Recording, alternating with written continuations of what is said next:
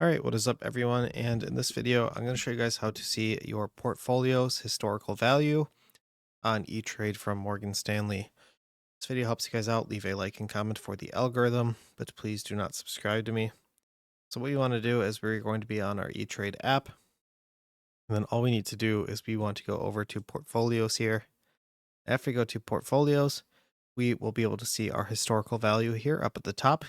Here I have portfolios, positions, allocation, performance, historical value is what we want to click. And then here we can see our historical value, 1 year, 3 months, 6 months, 2 year, 3 year. I'm not going to go through the whole thing because I don't want to give out all my financial information, of course. We have that is how to see your historical value of your E-Trade account.